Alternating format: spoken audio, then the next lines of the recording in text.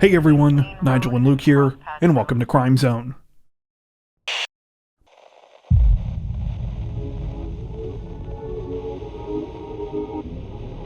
Representatives from the Houston Police Department's robbery division say that they have arrested a dangerous suspect this week, one who they say is responsible for a string of recent armed robberies targeting food trucks.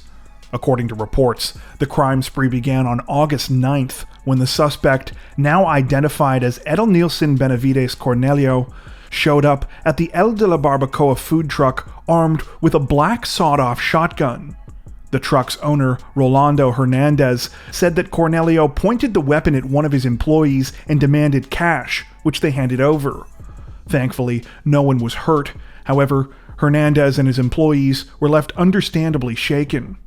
Food truck owners all over the city were soon left similarly on edge when at least 11 other businesses were allegedly hit by Cornelio over the next 2 weeks. The incidents took place between August 9th and 21st, with 3 robberies taking place on August 10th alone. Each time, Cornelio was reportedly armed with the same shotgun and boarded the targeted trucks before demanding cash from the register. In one particularly brazen incident on August 13th, he allegedly fired a shot in the air before robbing a truck on the 600 block of West Gulf Bank in broad daylight. Cornelio was finally arrested on September 2nd after the Houston Police Robbery Division released images to the public taken from surveillance video at a couple of the crime scenes. He was reportedly easy to identify because he had not bothered to cover his face during several of the armed robberies. At the time of this recording, Cornelio remains in police custody and has been charged with aggravated robbery.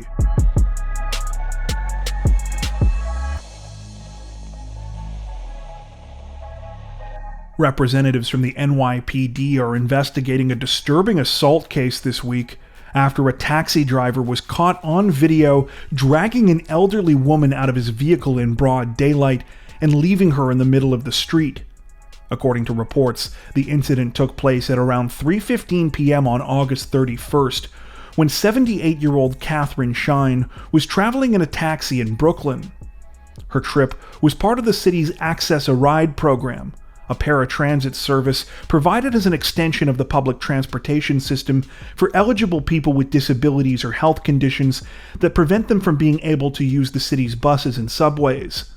That afternoon, Catherine was supposed to be heading to a physical therapy appointment. However, she claims that her driver did not stop at the proper location. When she asked him to circle back to take her to the correct address, an argument began, at which point the driver allegedly tried to forcibly remove Catherine from his vehicle.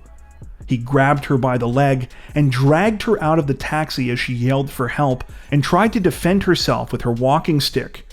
As this was happening, a 35-year-old man named Ezra Halwani stumbled across the situation and immediately began to ask what was going on. Catherine explained that she had been attacked by her driver and also stated that the man had stolen her cell phone and money.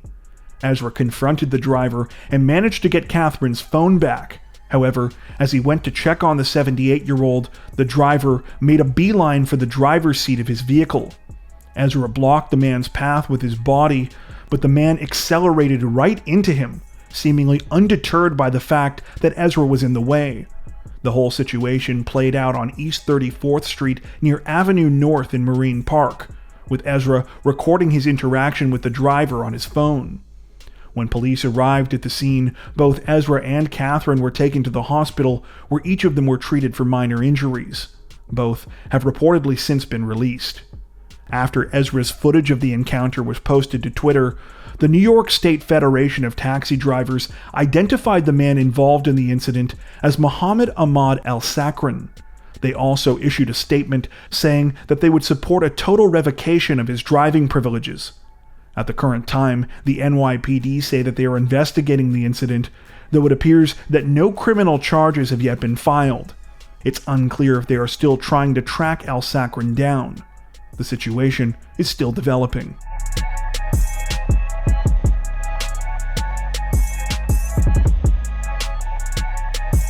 Authorities in Memphis, Tennessee say that they have made an arrest in a chilling kidnapping case this week after a 34-year-old woman was allegedly violently forced into a vehicle while on her morning jog. According to reports, the incident began sometime around 4 a.m. on September 2nd, when 34-year-old Eliza Fletcher was on her usual morning run.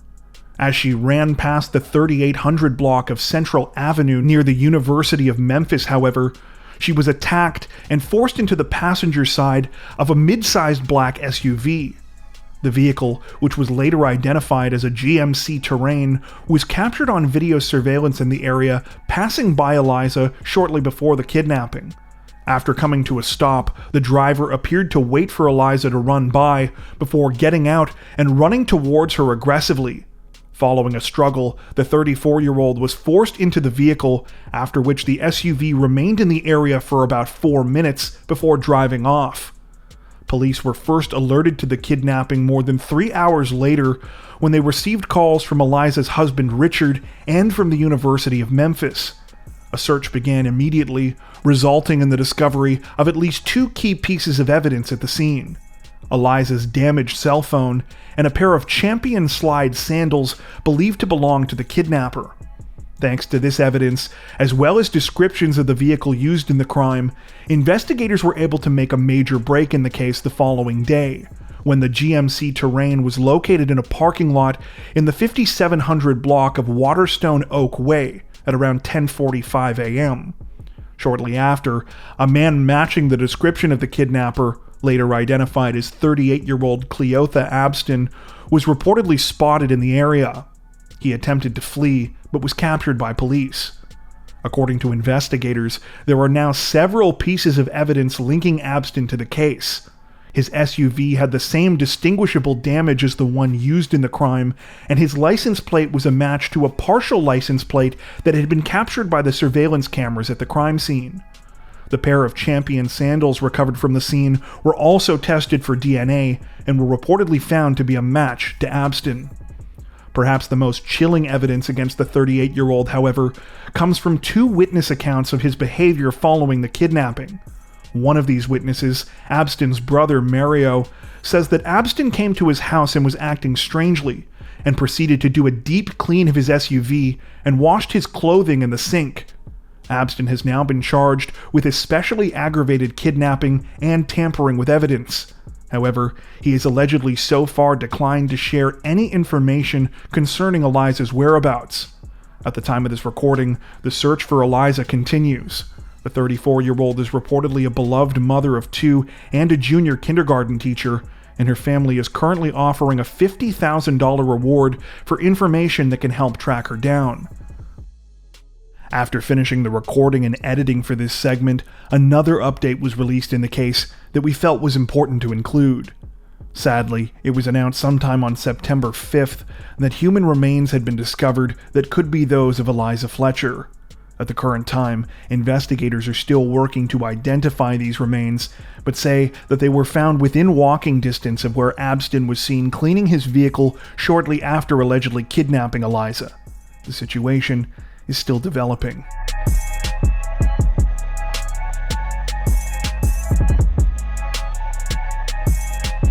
Representatives from the Indianapolis Metropolitan Police Department say that a 22-year-old man has been arrested and is facing murder charges this week after he allegedly opened fire on a group of Dutch soldiers following an altercation outside of a local hotel. According to reports, the incident began sometime around 3:30 a.m. on August 27th, when 3 soldiers from the Royal Netherlands Army were walking back to their hotel, located on the 100 block of Meridian Street in downtown Indianapolis. The soldiers were in the U.S. at the time to attend special training exercises at a military base about 70 miles southeast of the city, but had decided to go out to a club the previous night because they had the evening off. While police have remained relatively tight-lipped about the details of what happened that morning, witnesses allege that as the 3 soldiers returned to their hotel, they got into an altercation with a group of 3 other men. One of the men allegedly in that group at the time was 22-year-old Shamar Duncan. Again, it's not exactly clear how the altercation between the 2 groups started, but according to at least one witness cited by the news outlet, the Indianapolis Star, someone in Duncan's group got upset after one of the Dutch soldiers brushed up against them while walking past. This witness claims that while the soldiers tried to defuse the situation, Duncan's group appeared to be, quote, looking for a fight and would not let the minor issue go. Instead, things escalated into a scuffle between the two groups, ending when a member of Duncan's group fell to the ground. That's when the three of them reportedly returned to a nearby pickup truck and got in. At first, the vehicle reportedly appeared to drive off, though at some point a U-turn was made. That's when Duncan reportedly began firing at the soldiers who were still on the street from the back seat of the vehicle. After that, the vehicle allegedly sped off. While all three of the soldiers were wounded during the terrifying attack, one of the men in particular, 26-year-old Simi Potsema, suffered particularly devastating injuries. All three men were subsequently rushed to the hospital, where sadly, Simi would die 2 days later. It's said that he held on long enough for family and friends to be with him in his final moments. On August 30th, police announced that Duncan had been arrested and was the alleged gunman involved in the shooting. 2 days later, he was charged with murder as well as 2 counts of attempted murder and disorderly conduct. According to reports, Duncan tried to explain his actions after the shooting to a friend, saying that he, quote, just spazzed. However, there are unconfirmed allegations that the 22-year-old and his friends may have been involved in another altercation with a third group of people before the shooting, which would seem to back up the earlier witness account that they were, quote, looking for a fight. At the time of this recording, Duncan is the only person who has been arrested in connection with the case, though police say that further charges could follow. The 2 other victims of the crime are expected to make a full recovery, and one has already reportedly flown back to the Netherlands.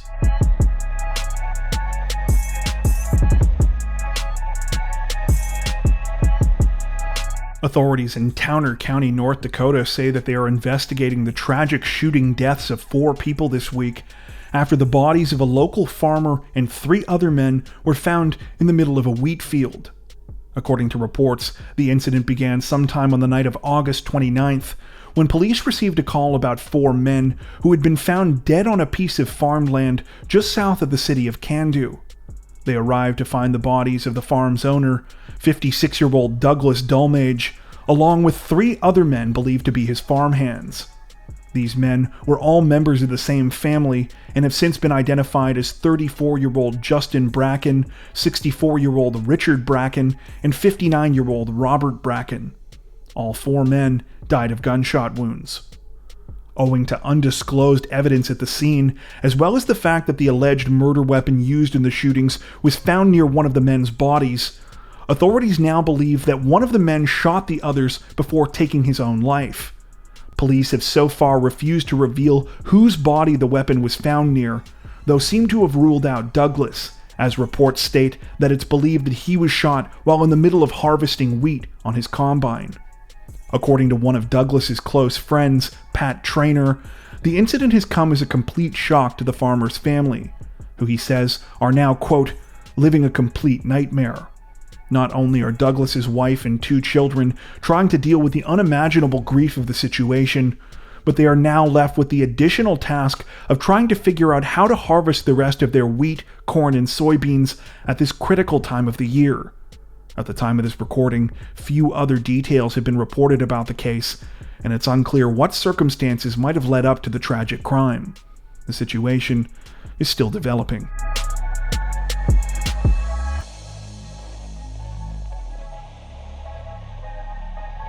Representatives from the Indiana Department of Natural Resources Law Enforcement Division recently both mocked and publicly chastised an unidentified polluter on social media after they left behind a vital clue in some illegally dumped waste. According to reports, the incident took place sometime recently in Lake County when authorities discovered a large pile of garbage that had been left alongside some train tracks. The pile mostly consisted of cinder blocks, random building materials, and other waste. But as officers began to sift through the debris, they also noticed an important clue. Whoever had dumped the garbage had also left behind a receipt. This was apparently more than enough for authorities to be able to track down the culprit. While the department did not reveal the suspect's name, they did poke fun at them in a subsequent Facebook post, which read in part, quote, "Did you misplace your large pile of garbage in Lake County? Well, lucky for you, an officer was able to locate a receipt in your discarded building materials. An officer will be visiting you soon to assist in returning your belongings, as well as providing you with a court date."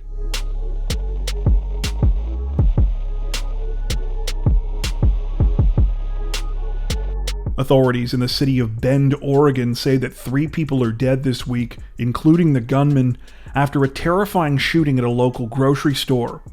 According to reports, the incident took place just after 7 p.m. on the evening of August 28th, when a 20-year-old man, later identified as Ethan Blair Miller, opened fire on staff and customers at the Safeway grocery store located at Bend's Forum Shopping Center. The horrific attack lasted just 4 minutes, ending when police arrived at the scene and discovered Miller's body in the produce section.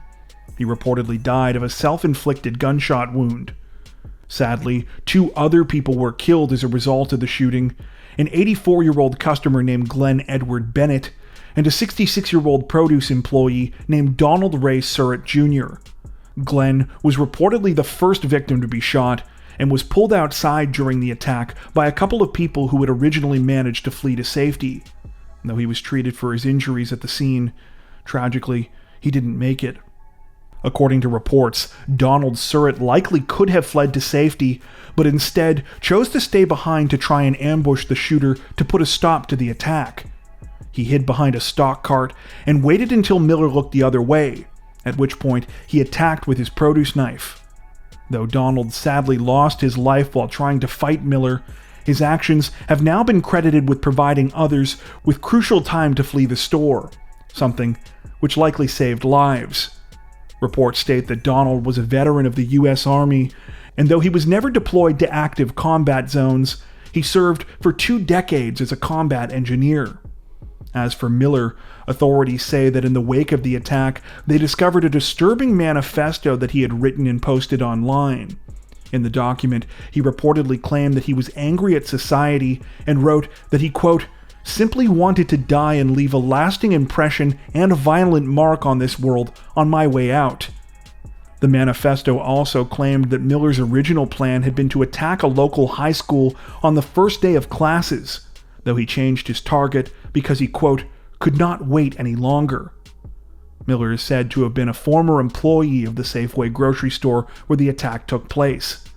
He reportedly lived in an apartment complex right behind the shopping center and shot up his own truck before carrying out the attack. Police say that they recovered more than 100 shell casings between the apartment complex and the shopping center, and that he used a rifle and a shotgun during the shooting. At the time of this recording, the situation is still under investigation.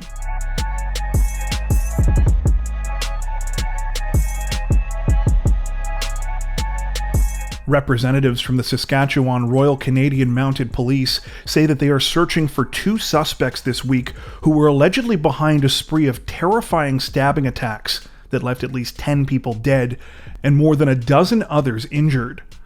According to reports, the situation began at around 6 a.m. on September 4th, when STARS air ambulances were called and made 3 separate dispatches to the James Smith Cree First Nation, located about 40 kilometers northwest of the city of Melfort. Around the same time, police began to receive reports about a series of stabbings in the First Nation, as well as in the neighboring village of Weldon. In an update given to the public approximately 2 hours later, authorities announced that they were looking for 2 suspects who they said were wanted in connection with a number of knife attacks in the area. Several minutes after this first alert, those suspects were identified as 31-year-old Damian Sanderson and 30-year-old Miles Sanderson. At around 10 a.m., the alert was expanded to include the entirety of Saskatchewan, and later it was further expanded to include the neighboring provinces of Manitoba and Alberta. Law enforcement from these provinces also announced that they would be assisting in the search and that they would be setting up road checkpoints. The James Smith Cree Nation declared a state of emergency that evening, which is set to last until the end of September. While authorities have released relatively few details about the actual attacks at the time of this recording, what we do know is that at least 10 people have been killed and that 15 others have been hospitalized. It's also been reported that police are investigating at least 13 separate crime scenes where the stabbings took place. As for an alleged motive behind the spree of attacks, almost no information is available, aside from claims in several reports which stated that police believe that some of the stabbing victims had been targeted, while others were attacked at random. At the current time, police are still searching for the two suspects, who are believed to have last been spotted about 300 kilometers or 186 miles south later that same day in the provincial capital of Regina. However, authorities say that they have no idea which direction the two men might have been headed. They may also have been driving a black Nissan Rogue with the Saskatchewan license plate 119 MPI. The situation is still developing, and more information is expected to come. As expected, after we had wrapped up the recording and editing for this segment, but before we could release the video, the Saskatchewan RCMP released a new update in the case, announcing that one of the two suspects, Damien Sanderson, had been found dead. According to reports, Damien was found somewhere in a heavily grassed area of the James Smith Cree Nation and is believed to have died from wounds that were not self-inflicted. New reports have also confirmed that Damien and Miles Sanderson are brothers.